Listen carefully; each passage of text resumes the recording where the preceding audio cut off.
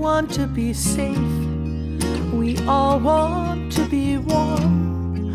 We all want to feel loved, know the comfort of home. Want our children to grow, learn to make their own sound. Seems to me we all walk on common ground. Common ground. Common ground. You know, it occurs to me that by the way, hello, this is Citizen Joe and Dr. Chuck with another episode of True Common Ground. And one of the things that it occurs to me, you know, when you think about voting isn't that the ultimate common ground, or it's supposed to be the ultimate common ground, where we all meet, we exercise our right to vote, which is what makes us a democracy in the first place. We get a chance to say what we believe, to make our voices heard in an election. And yet, when you really look at our election system, when you really look at the way that it works today, there's a kind of a convoluted structure, isn't there? There's something going on here that isn't exactly what it should be if it's truly a democracy. And I would say that it's been at the heart of most of our trouble. Now, there was a reason why it was set up that way, and Doc, I think you're going to talk about it a little bit today. There was a purpose and a reason behind the founders setting up our election system with an electoral college and things like this. Basically, and Chuck will go into more detail, but it was really to protect us from the Confederacy once the war was over, so that Confederates didn't infiltrate into the Congress and, just turn things around again in a different way. But I think that the founders in that protection never imagined this level of corruption that we're dealing with right now. Donald Trump's corruption, the corruption of the MAGA Congress. I don't call it a Republican Congress anymore. It is not a Republican Congress. It is a MAGA cult Congress. When people are obedient to a man who is a civilian, not an elected official, whether he was once before or will be again, doesn't matter. It's no longer a Congress. They're following orders. And those orders are coming from a man whose background is extremely suspect, a man who has allegiance to Vladimir Putin in Russia and to other dictators, who respects and admires them, which is as antithetical as you can possibly get to a democracy. So when that happens, you don't have a Congress anymore. And I don't think that the founders ever imagined that would ever be possible. But here we are. So at any rate, Chuck, I know you did some research on this, and you've got, I think you put together an essay, really. And frankly, if you want to read that essay, I think it's really powerful. I think it's really, it says a lot. So sure. It's short. We can read it and talk about it. Yeah. It came about because I got thinking of that phrase, one man, one vote. When I was in grade school back at Sacred Heart in Suffern, old Sister Freddie used to tell us we have a good, strong democracy because we have one man, one vote. Everyone's vote is equal. That's what she used to tell us. Where is Sister Freddie when we need her? Where is she now? Damn it. Exactly. Sister, please. So this is some of the notes I wrote. One often hears the phrase, one man, one vote. But in America, it does not work that way. It never did.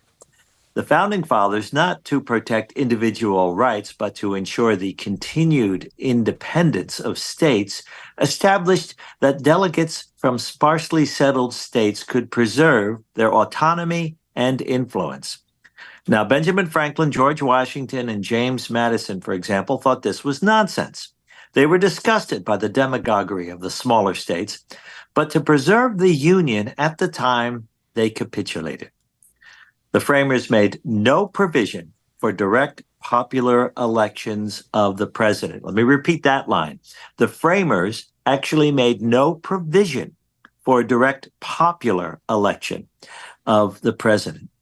So there is a rural tilt built into the Electoral College. The new states, with the growth of the Union, enjoyed nearly 14% of the clout in presidential elections. To cede rural states more power, influence had to be drained from somewhere else, and it was drained from the big metro states where most Americans actually lived. So, for example, consider New York. With 19 million people, it's one of the most highly urbanized and progressive, to say diverse, states. New Yorkers hold 31 electoral college votes, which sounds like a lot, okay? It takes the combined population of 15 rural states, 15 states, to equal New York's population masses. And those rural states hold 59 electoral college votes. New York, 31, the rural states, 59. Just about twice as much. Just about twice as much, exactly. So this is how, in 2000, Bush won the election despite losing the popular vote by 500,000 votes. And in 2016, Trump won despite losing close to 3 million popular votes to Clinton. Clinton, on the popular level of elections, actually won the 2016 election. So what would a direct popular election look like if we did that instead of this weird askew electoral college? For one thing, there'd be fewer photo ops in country diners and cornfields, and fewer whistle stops at country fairs. And I guess there'd be no more plaid shirts and that sort of thing. Major metro areas where populations are diverse and represent a wide variety of issues would be of a greater focus. But more importantly, the red-blue divide that currently favors red over blue would start to fade into something of a balance. How about fairness? How about democracy? It would start to fade into democracy. You know, maybe as Obama once put it, you know, there are a lot of, maybe there'd be some more purple states out there. Maybe we wouldn't have gerrymandering where at least half of the Congress is completely safe in their districts because they selected their voters. They don't have, if you take a look at the maps of the different districts, you see these absurd, deformed shapes because they're literally selecting their voters. That's not democracy. That's not democracy. Democracy is when people vote for their leaders, not when their leaders select who will vote for them. That's the opposite of democracy. So we have a lot of work to do, you know, and we have a really serious problem now. You know, when you have what we had back during the Nixon administration, you had a reasonably honorable Republican Party.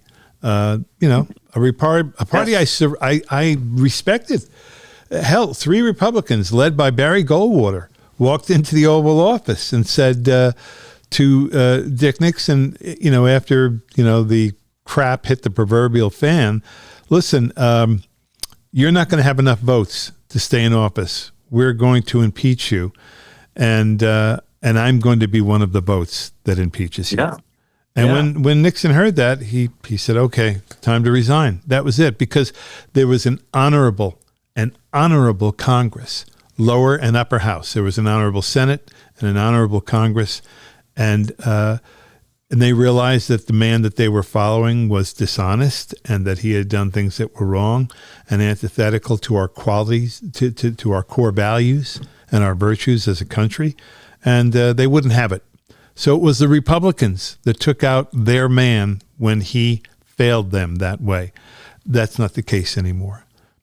These are not Republicans. These representatives, refuse to take out their man. They follow him. They do whatever he tells them to do, even though he's not even an elected official. He's a citizen of the United States right now, but he's their leader. And by God, it doesn't matter what happens. It doesn't matter how many more men, women, and children are killed and slaughtered by Vladimir Putin in Georgia. They're going to stick with him. They're not going to fund, the fight in Ukraine. Excuse me, I said Georgia. In Ukraine anymore. In Ukraine, right. Right. It doesn't matter. Yeah. But I'm hearing what you're saying, and the first remark you said was, "How about fairness?" And that reminded me of something Gerrymander wrote. I don't know if you guys know Gerrymander. His classic book was this one, "In the Absence of the Sacred." Wonderful, wonderful book. I would advise anybody who's interested in his kind of philosophy to read that one. But but he also has written a lot on sustainability, and we teach a course at Ramapo on world sustainability. And one of the things we discuss are the 10 principles of sustainability, which theorists all talk about a lot. And principle number one, the first principle we work with students, is something called a new democracy. And that sounds, oh, that's interesting. Okay, students, let's see, what is this new democracy? And they read the principle, it's like a little paragraph, and it's basically explaining a democracy. So students then say, well, all gerrymandered doing is talking about what, Jefferson and Madison talked about. And the answer is yes, but a new democracy is getting it right, because they also allowed for things like the Electoral College, which put the democracy askew. So the idea of a new democracy is really look at these ideas. Don't construct ideologies. Look at the ideas first and see if they're doable. And a new one would be actually doing what these ideas talk about. Let's talk about that for a second, especially the Electoral College. In the United States, in order to become president of the United States, you must secure 270 electoral votes from the Electoral College. Now, this makes me sick to my stomach, but it doesn't matter what the popular vote is. Truly, it doesn't matter. I mean, obviously, it generates the votes in the Electoral College, but it doesn't really matter what those numbers are, which is why George W. Bush won an election that he did not win by popular vote, which is why Donald Trump won his election, which he did not win, as you pointed out before. But the Electoral College requires 270 votes. Now, we have this thing called no labels, brewing out there, with Joe Manchin being, the featured candidate of no labels. We have Bobby Kennedy Jr., who has just said that he is considering aligning himself with the Libertarian Party so that he can get on all the ballots, okay? Now, folks, this is what's going to happen. If Joe Manchin and Bobby Kennedy remain in the race and they can take out 2 states or 1 significant state, I don't think that would happen, but 2 marginal states they could take out, nobody's going to get 270 votes. No one. They'll be split up in such a way that no candidate will achieve 270. You know what happens when that happens? It goes to the House of Representatives and they select the president.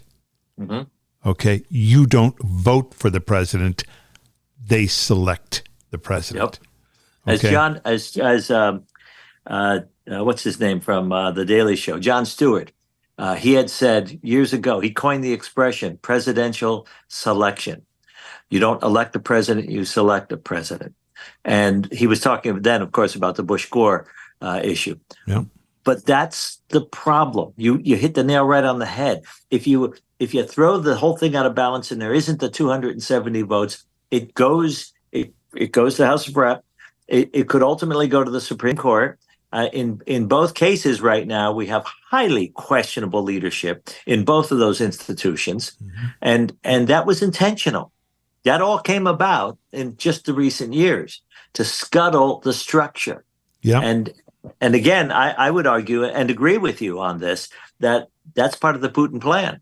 Let's scuttle the structure. Let's keep them busy so that we can do what we want to do while they're all tied up in their entanglement. Anybody who doesn't think that Putin's hand is involved in what just happened in Jordan just isn't reading the news, just isn't aware of what's going on.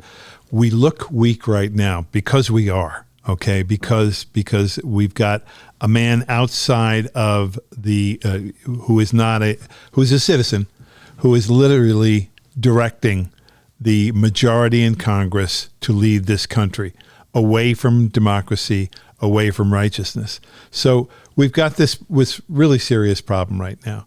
So if you hear anything about, what are we going to do about no labels? What are we going to do about Bobby Kennedy? You have to fight that with everything you've got, because there is no way that Robert Kennedy Jr. can become president. None, nothing, zero. There is no path. All he can do is ensure that Donald Trump will become president, and watch where the money goes, because Trump's money is going to go to Bobby Kennedy, to no labels, in order to enable that. We've got to stop that, and we have to vote in numbers too big to rig and too real to steal. That's got to be our mantra. We have to focus on one thing in this election, and that is democracy. Nothing else but democracy. That's all that matters right now. We'll fight the policies next year. We'll talk about them. We'll discuss them. We'll resolve them. But we will not resolve them ever if this man becomes president. Yeah. Well said. Well said, Joseph. Citizen Joe. Well said. And I thank you for that. And if we can hold together and get to that place, policy next year that I would very much like to talk about is the dismantling of the Electoral College. Amen. We could do that. And if we did that, we could actually start returning to Gerrymander's principle of a new democracy, one that is workable and fair on all sides. That would be great. That would be great. Sounds good to me. Well, so we're about out of time. Yep. Thanks for listening, folks. This one meant a lot to both of us, and I hope it means a lot to you. Let's get after this thing. Let's make it happen. Let's save democracy. Thanks for listening. Yeah. Bye-bye.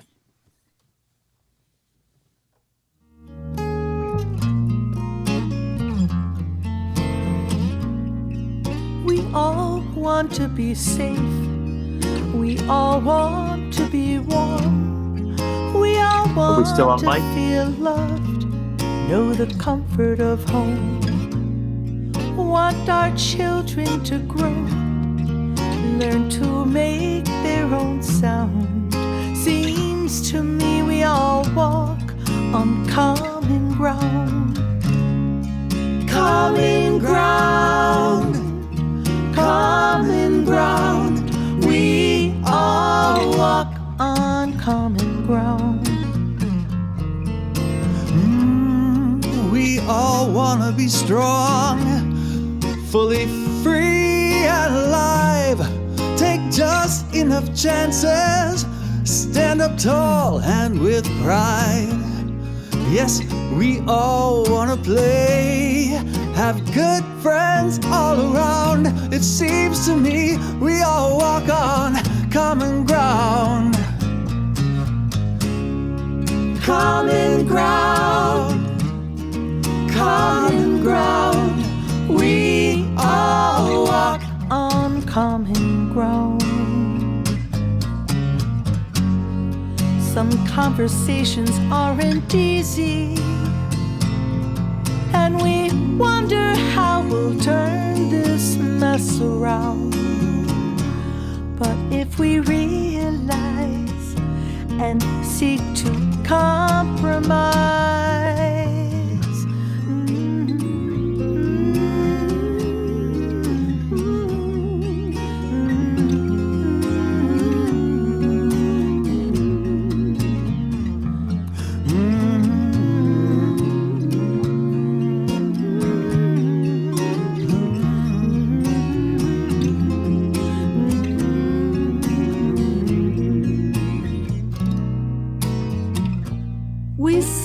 under one moon, lift our face to one sun, feel the wetness of rain, seek shelter, everyone.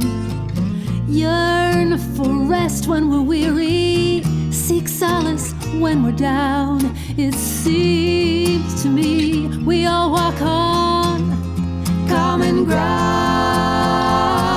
Some conversations aren't easy, and we wonder how we'll turn this mess around.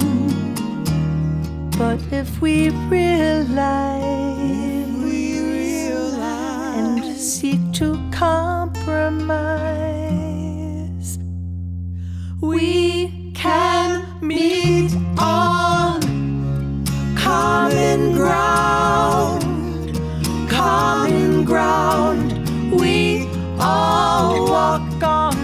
common ground.